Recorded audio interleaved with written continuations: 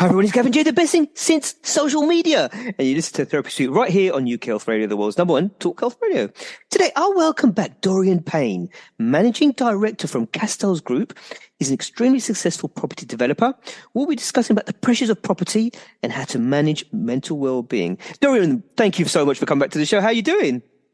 Yeah, hi Gavin. Thank you so much for having me on. I really do appreciate it. I enjoyed being on last time, and I very much look forward to our chat today. Excellent, brilliant. I know last time we spoke loads about property, and I was saying, you've got to come back, and because property has become such a massive thing now. I think in the last few years, it's really, really exploded, especially since over COVID.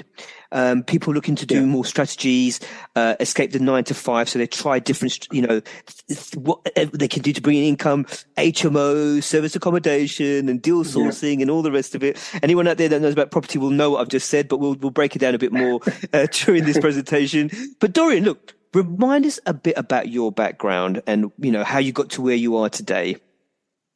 Sure, yeah, I will do. And you are right. The property activity has picked up massively, and you're also right. There's a ton of buzzwords. So some of your listeners will know about them, some not. But hopefully, along the way, we'll explain a few and what they mean.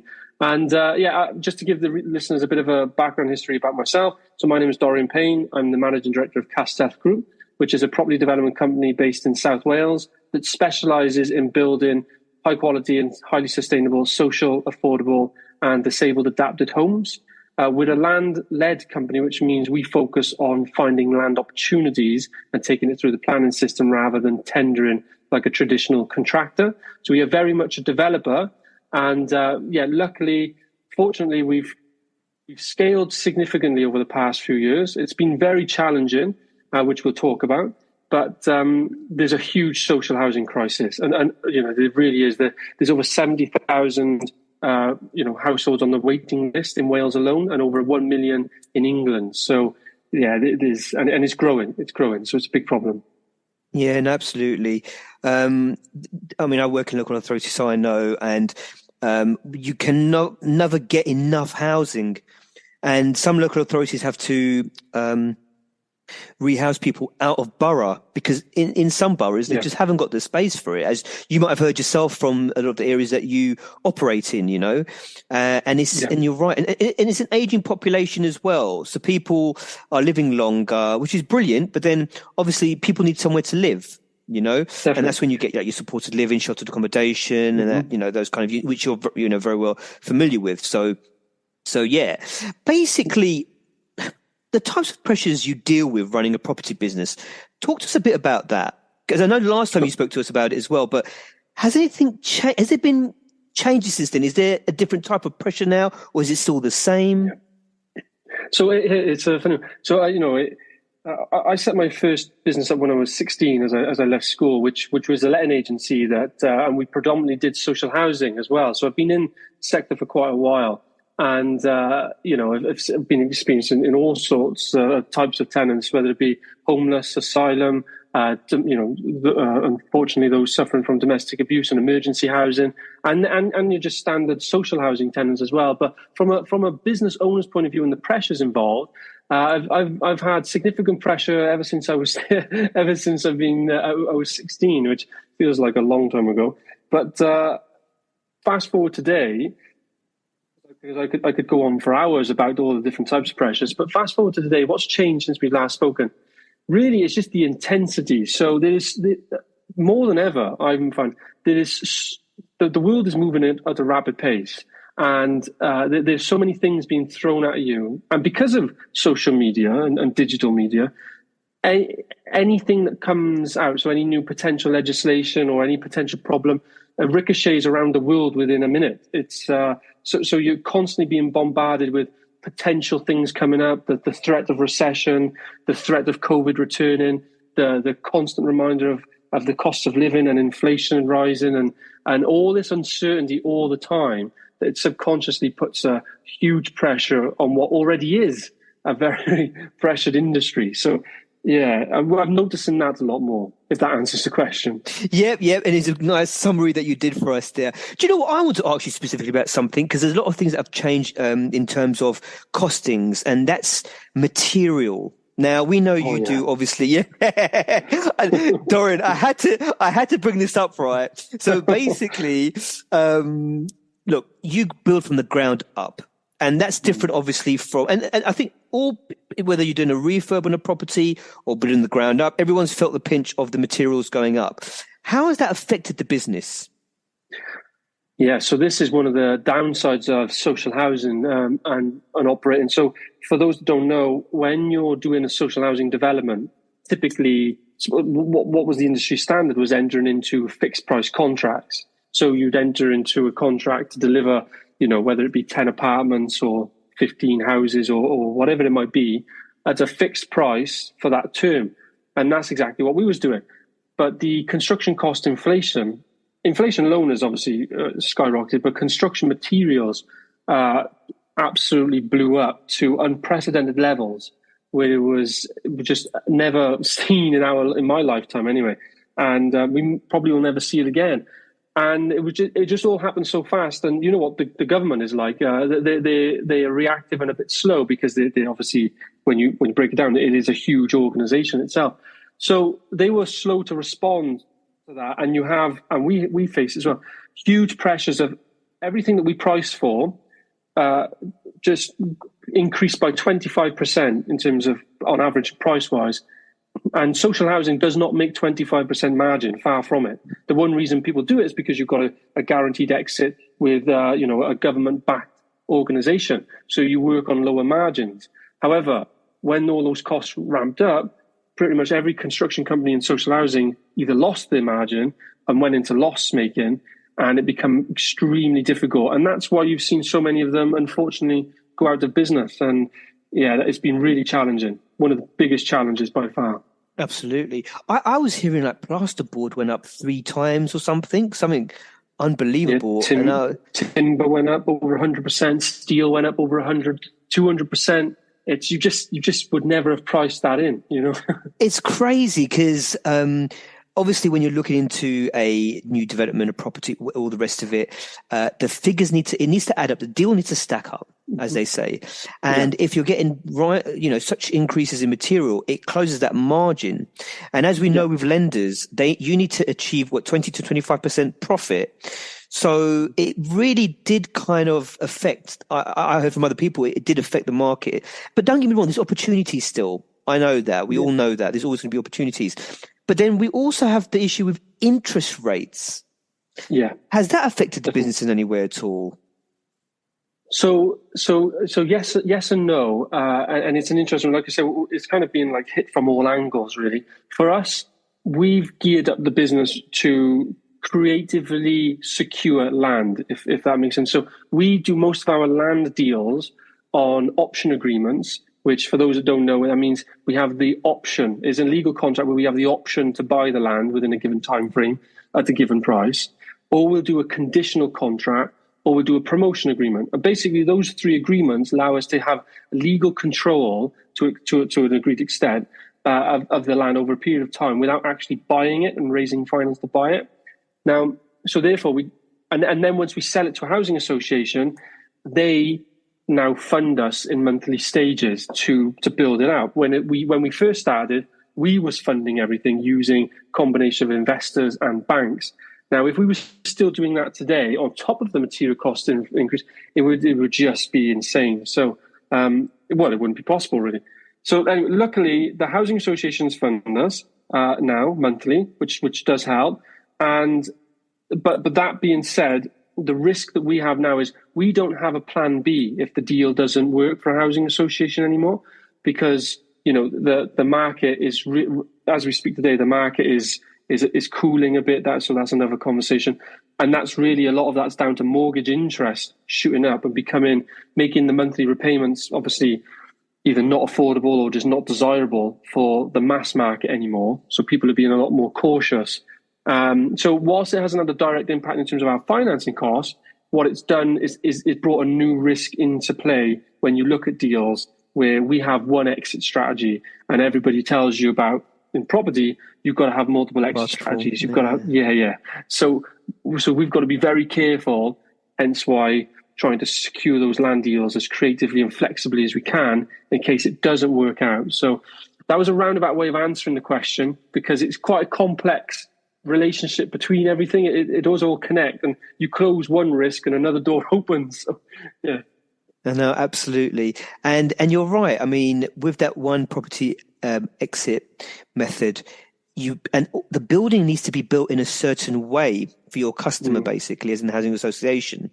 And there's more fire safety, health safety regulations. And so it's a different type. I mean, I've seen housing associations type buildings, and it's not.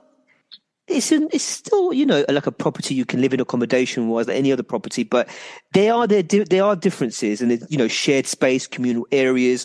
So yes, you're kind of restricted, but you've been in the game now for a little while, Dorian. I mean, you're pretty familiar with, you know, how to work with housing associations and getting things done, basically.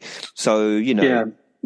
Yeah. That's so, and that is a key thing as well, because it is actually quite difficult to enter into the social housing space and all of a sudden try to start developing for them when you're from a pure private developer background, because their pace is a lot slower. The way they make decisions, it's much more like dealing with a public company, public sector, whereby they have different tiers of management to sign off deals. You know, several different people and departments that want input on design throughout the process. External factors to get approval, so like government granting, because it's heavily subsidised by grant, and then also the technical sign off. So the actual design itself is different to private housing. It's in Wales as well. It's actually a higher specification than your standard housing, so mid-range and low mid-range housing. But the only thing that lets it down, really, and not all the time, so it's just sometimes in some of the finishing materials, they choose it because of maintenance purposes. When you're having 10,000 homes, you've got to pick a kitchen design and a bathroom design and tiles and flooring and doors that you can replace cheaply and easily. But in terms of behind the plasterboard, so to speak, and the actual design and style and size of the building, it is actually a higher specification than private. So that catches private developers out, and they get very frustrated on the speed. The one way we've combated that is by building quite a significant pipeline that's still growing, and also just, you know, we consider ourselves experts now in this field. So, you know, we already know what's coming up, and it's built into our processes. So yeah, we're equipped to handle it much better. That's fantastic. We're just going to a quick ad break, and we'll be right back. UK Health Radio, the station that makes you feel good.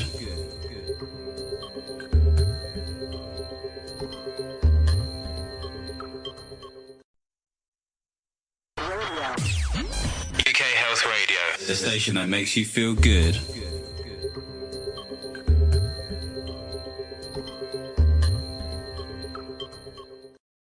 So, Dorian, thank you for, you know, raising a few points there about some of the pressures that you go through. I mean, talk to us a bit about your own mental well-being, and, you know, because property is a lot of pressure. You're dealing with so many different cogs and to the mechanism and all the rest of it.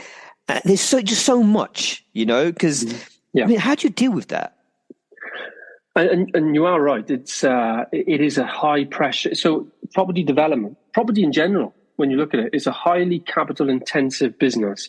And when it's good and the market's going good, and, you know, everyone's making money, everyone's happy. But the reality is it can turn very quickly. If you consider the life cycle of a property development, for example, you know, by the time you secure a site, get planning, that could be in excess of a year at the moment because of the significant under-resource in the plan department. And then you've got to build it, which could be another year, and then you've got to sell it. Look how fast this inflation increase, but the mortgage interest rate spike has happened. You know, 6 months ago, look at what the base rate was compared to now.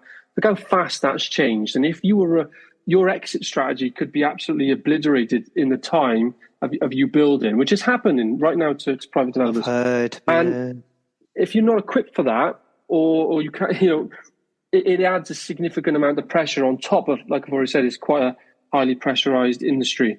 In terms of how I deal with it, that's quite a deep and complex question, because I don't actually know. Oh no, you killed me, mate. Yeah. Well, there we go, listeners. That was the aim of the show, but we still don't know how to deal with property pressures. But to be fair to you, mate, you do. I mean, you're dealing with ground up developments, and not just one. You're dealing with multiple. So it's a lot. You're dealing with a lot. It's just for our listeners. I mean, just explain your pipeline worth right now. How much are you dealing with? So as we speak right now, our pipeline in terms of secured homes in our secure pipeline is in excess of 500 right now. I think it's about 550 at the moment, just shy of 110 million in gross development value. We're currently on site in terms of building right now 160 homes. But by the middle of this year, we'll actually be in construction of over 250 homes or close to that. So, and that's going to be across 12 different sites. So we've got quite a fairly large operation now, and the challenges are constant. There's cash flow challenges. There's the market challenges. One of the most important factors for me, though, is to remind myself, I have a team of 30 staff now who all have families, and they all come to work, and they're all relying on it working. And when you actually listen to their stories, what they've got up to on the weekend, and their holidays planned, and their future planned, it all actually stems around the business working. So it's if you start thinking about it deeply, you can really put yourself under significant pressure. But the key part of being a managing director of this type of business is you have to remain clear-headed to make the right decisions. Because if you make a wrong decision based on emotion and pressure, you can really go south very quickly. So that's why I do feel the pressure every day. But somehow I've got this coping mechanism where I can deal with it. I can deal with the pressure, whether it's that we're running out of cash, or whether it's a deal's falling through, or planning permission has just got declined, even though they've said that they're going to grant it. That's genuinely happened all the time. Housing associations pulling out of a deal, the build not going right. I could go on and on and on. But the most important part here for listeners is, if you're going to go into property investment or property development, the best advice I can give anyone first is they've got to know themselves as best as they can in terms of how much can they really handle, and there's no right or wrong here. Everyone's built a bit differently. But one thing I wouldn't recommend anyone do is jump feet first, or head first even, into such a stressful industry without first trying to get to understand themselves and ask them the real questions. What do they want their life to actually look like? Do they want to wake up to this type of pressure every day? The reason I'm doing it is because my goals are massive, and I want to make the biggest impact as I can. And that's the thing that actually keeps me level-headed, is whilst it's pressure, I know that without that type of pressure, I won't achieve the goals. And if we could achieve our goals, we're going to be building hundreds, if not hopefully thousands, of social homes for those truly in need. So yes, that's how I get through it, is by reminding myself of the bigger picture.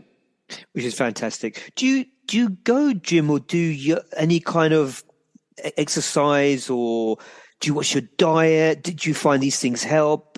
Talk to us a bit about that, your lifestyle, basically. Sure. So I go through phases like everybody else. I try to implement a routine, and the routine is that I'll wake up first thing, and I try to get to the gym for 6 a.m.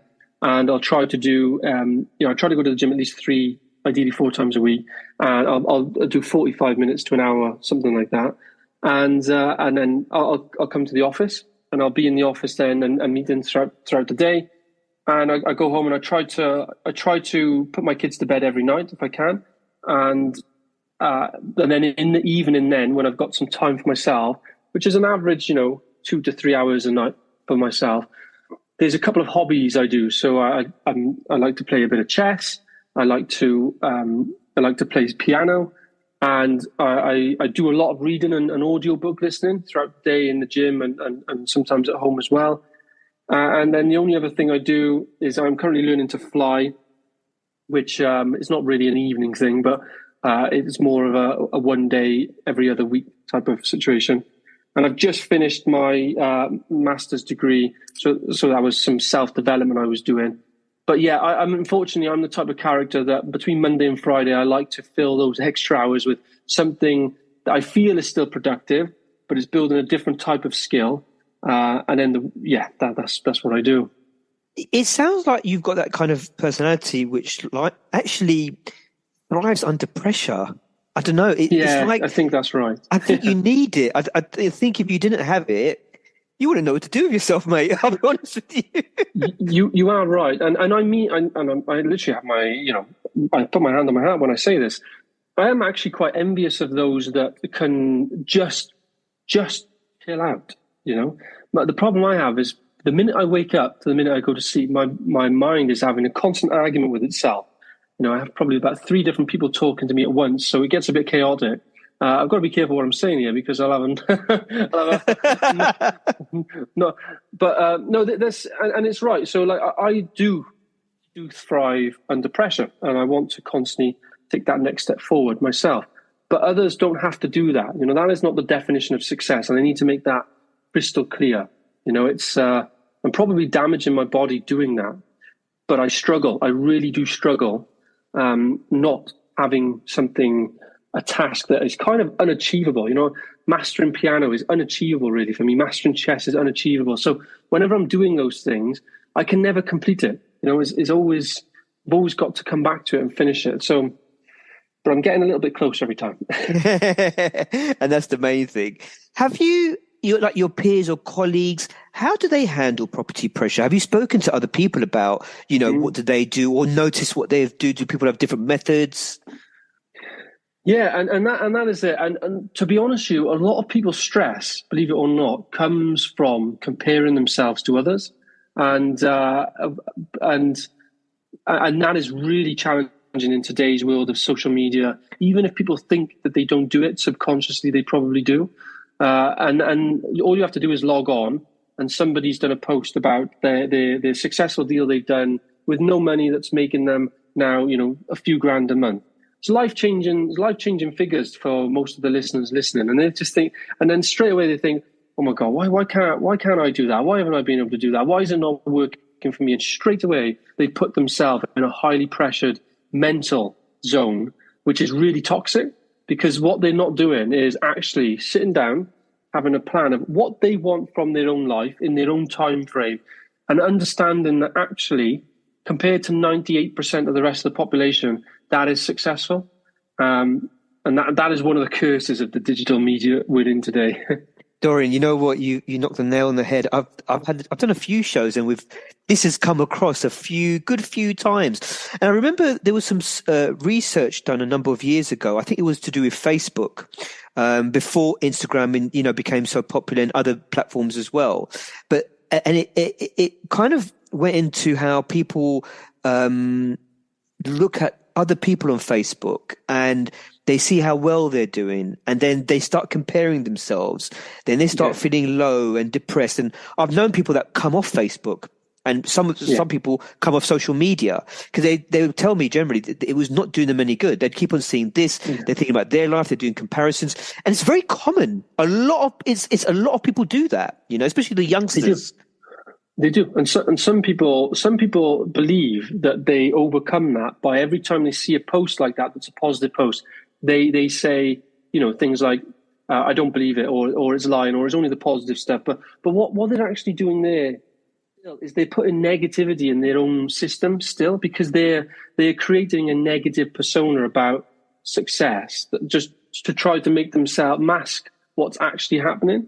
And it's not shameful to say that they're suffering from, I don't even know what the syndrome is, but when they compare themselves to other, I think there's a name for it. But regardless, and in my opinion, I've spoken to countless different property investors, aspiring property investors and developers over the years. I've obviously been doing it for many years now, and it always comes up, whether they say it or not, it's constantly a comparison thing, and all their standards or their goals are set because of what someone else has achieved.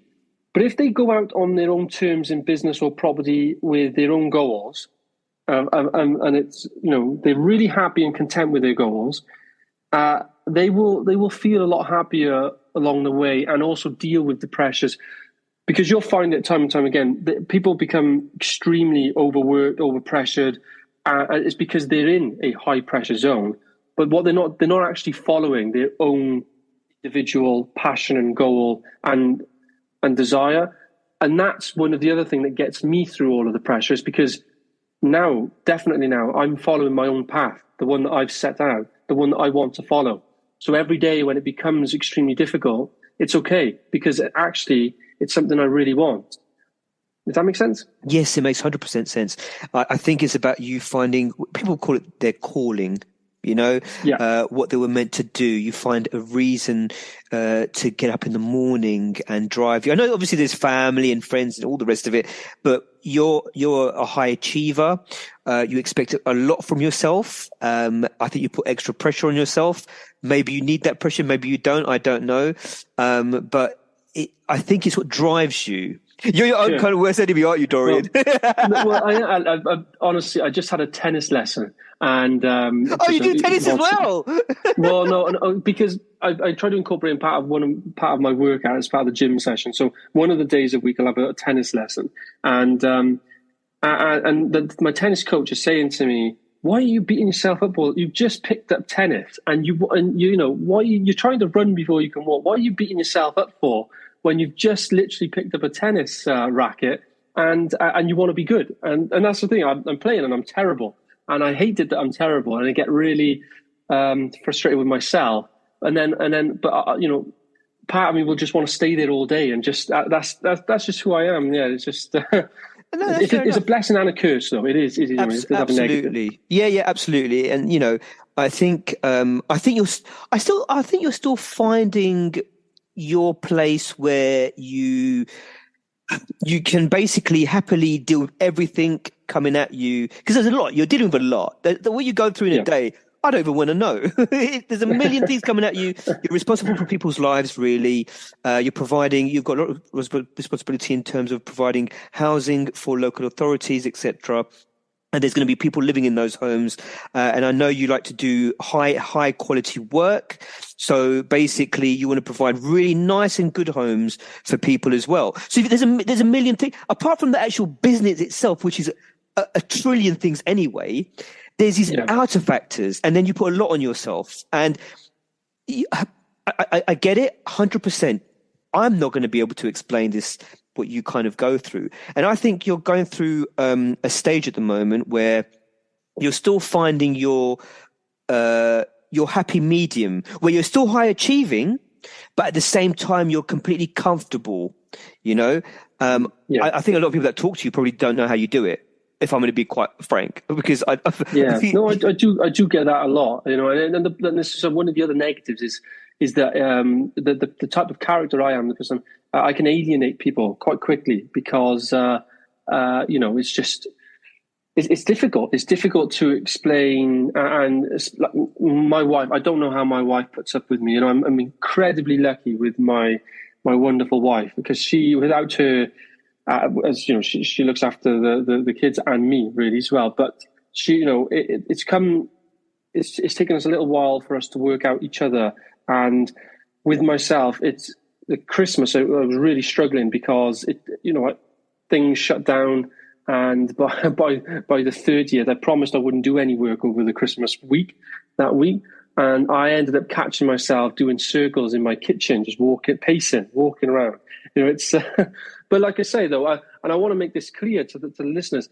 The thing it's very difficult to explain, because sometimes I've had this before. Why don't you just not do that? Why don't you just relax? Why don't you just do this? And this is the part of one of the things coming on from. So everyone's got their own issues, and my issue is that, and it's as difficult as for me to explain and people to grasp. I can't do that. I know.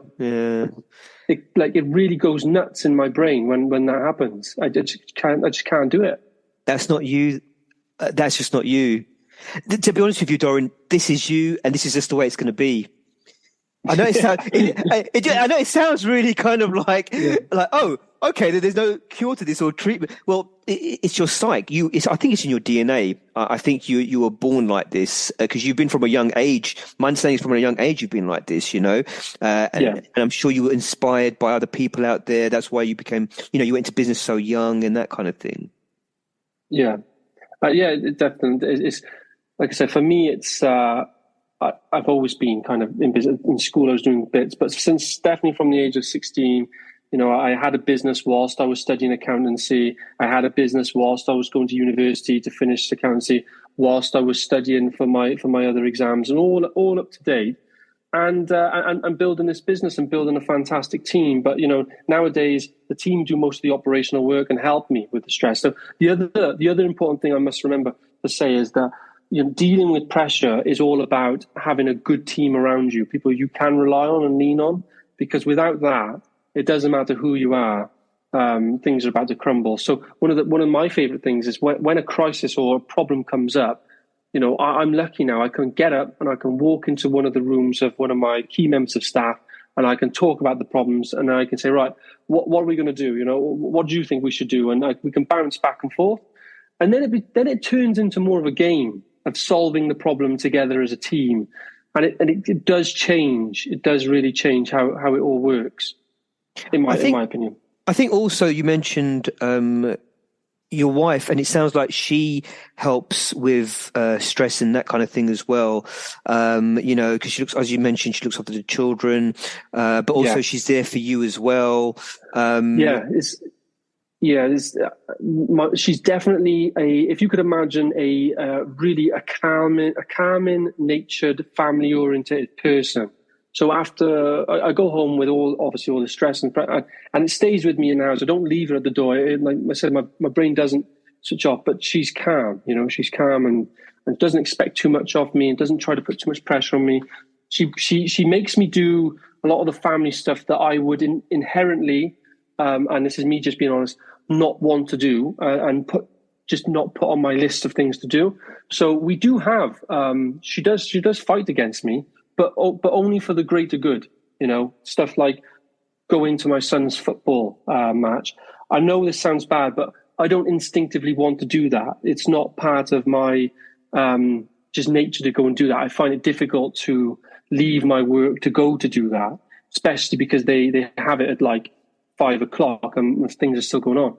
But I do it, and we get through it, and I'm grateful for it afterwards. So definitely, again, another hard thing to try to do is find somebody that compliments you, because it is game changing as well. Absolutely. It's good to hear you've got that support around you as well, Dorian. We're just going to a quick ad break, and we'll be right back.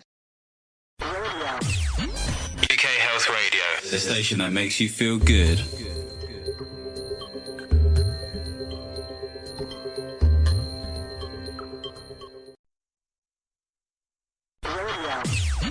UK Health Radio, the station that makes you feel good.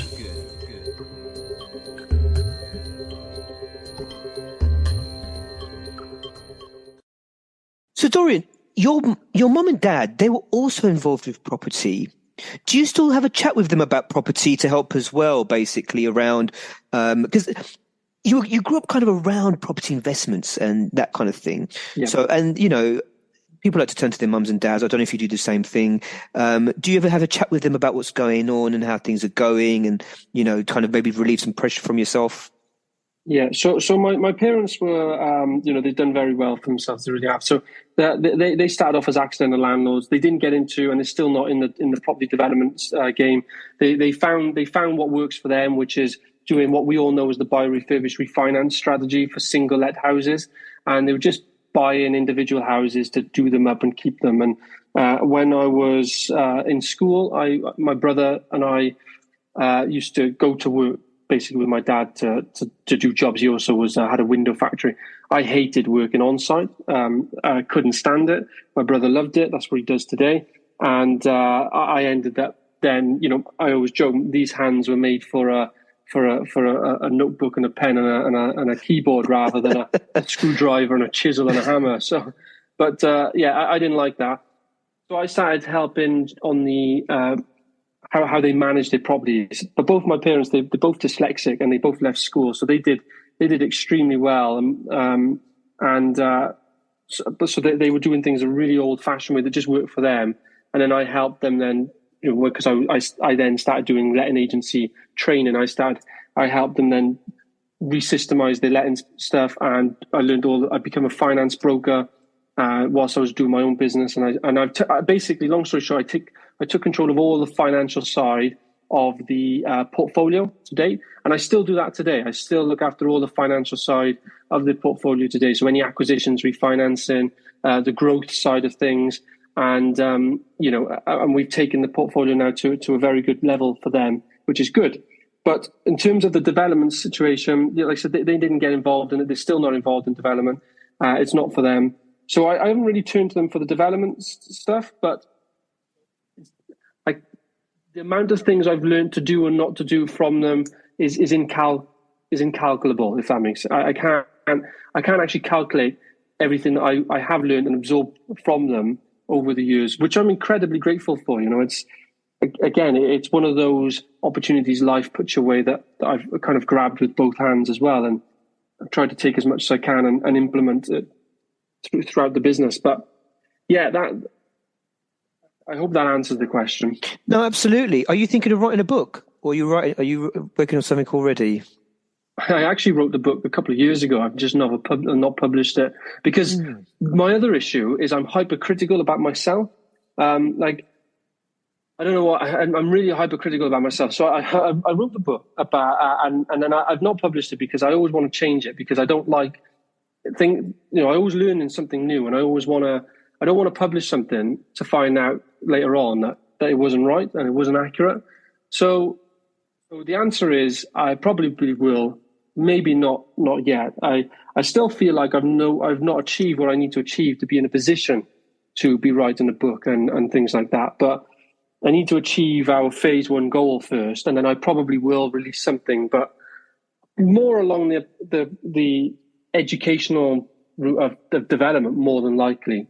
In terms of a book about me, I'm decades away from doing anything like that.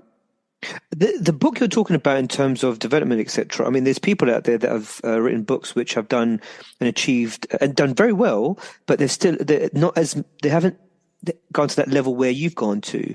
So it's quite interesting that you say that you don't feel you're at that point. Yeah, it's quite very interesting. I think it's another a point where you put a lot of pressure on yourself to be in your mind. You've got a certain level to reach before you feel comfortable with, launching a book to that level. You know what? I mean, obviously, I have no, unfortunately, at this point, I have no experience with development. But knowing how much you've achieved, I'm sure people will find the book very useful.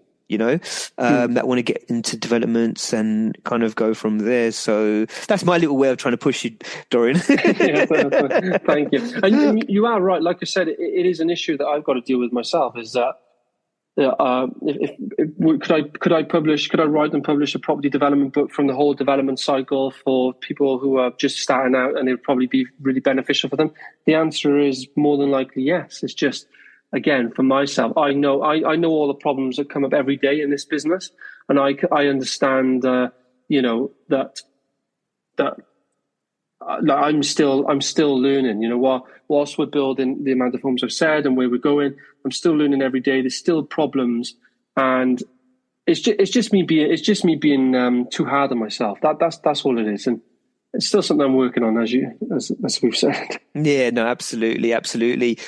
What are you working on now for this next couple of years? What's the plans for the business? Well, I don't know if you can.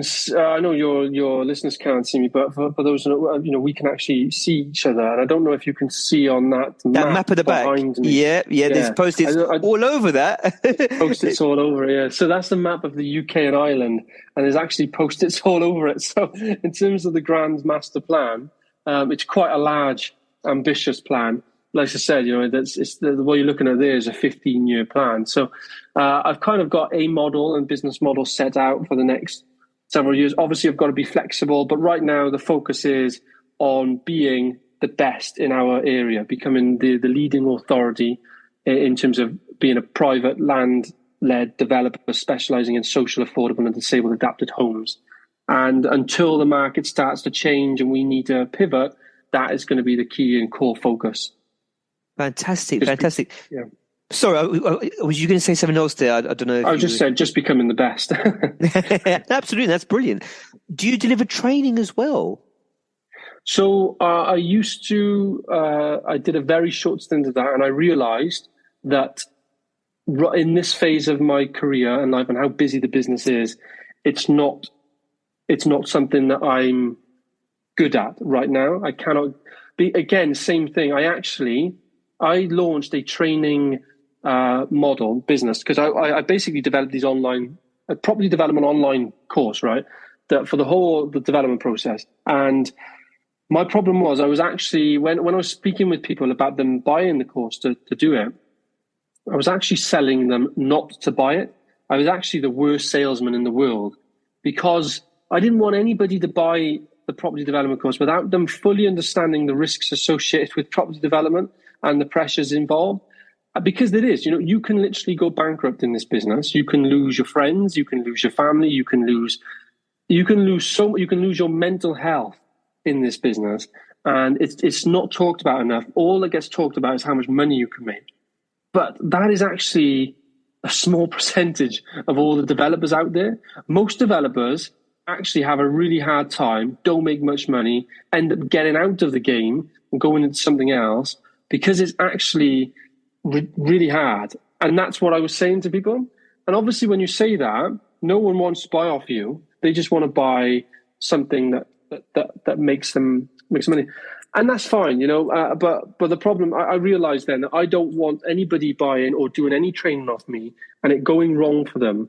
And I can't deal with that at the moment, so I left it.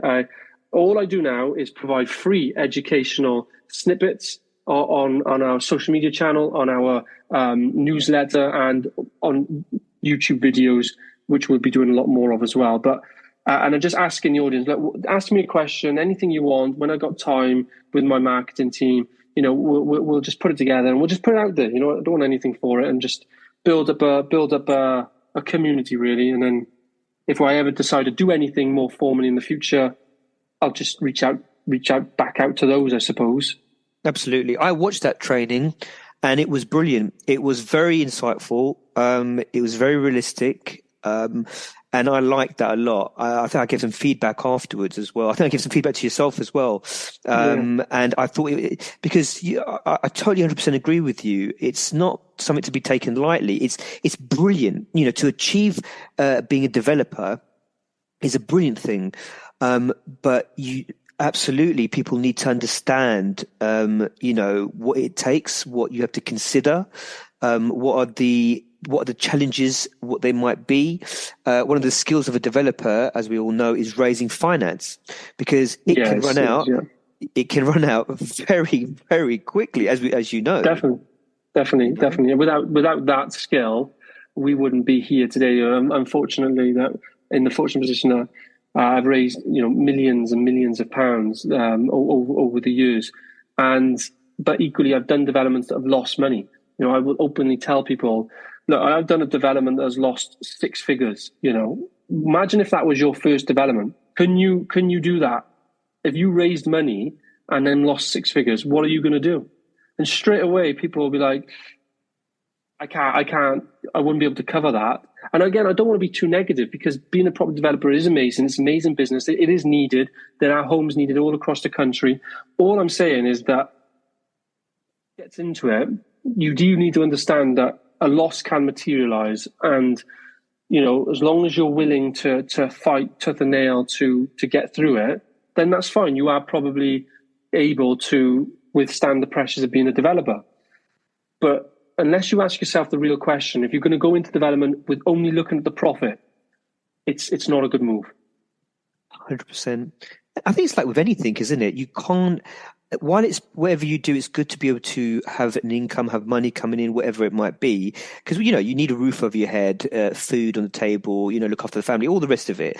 But you can't chase money. Yeah, definitely. It's that old saying. When you start chasing money, this is when things usually 9 times out of 10 go wrong. You've got to kind of go for what's your passion, you know. And you get through the hard times, and you have many hard times. I'm sure every day there's a new challenge that comes up. Oh yeah, definitely. And I want to make it clear, when I was younger, so 16, 18, I was also chasing money. I wanted to be extremely wealthy back then. And it's really changed for me now. I lost all of my money on a couple of occasions doing bad business deals, literally losing all of my money and starting from scratch again. Several times I've done that. And then it finally clicked for me. And when I don't even know how old I was, 20, 21. And ever since, especially now over the past 5 years, I do not even really look and consider my personal wealth. It's not really on my agenda or my radar. I am just in this for it is my passion, and that is, it's a different feeling entirely when you finally get on that path. That's brilliant. Dorian, thanks for your time. It flies by every time we talk. Where can people find you anywhere if they want to have a chat or maybe some advice or anything like that, or your marketing team, or all that kind of thing? Yeah, definitely. I mean, the easiest thing anybody can do nowadays is just go onto Google and just type my name in, Dorian Payne, or type in my company name, Castell Group, and straight away you'll have a page full of different links, whether it be our Facebook, Instagram, LinkedIn, our YouTube channel, our website. They should all come up. So just do that. Reach out any way you can, and we'll be very glad if you do reach out. If you have any questions, if you have any feedback from this talk, I'd love to hear it. And more importantly, if you're really struggling with something or something is really going wrong, also reach out, because if we can help, then I will. And regardless, thank every single one of your listeners for listening to me today. Thank you for your time as well, Gavin. It's been a privilege to be on the show again. Dorian, thanks again for coming on. I know how busy you are, so I really appreciate it. People can also find Dorian on my Instagram at GavinJ417. Following and all the rest of it. So just if you want to find Dorian that way as well. Until next time, listeners, take care and have a good one.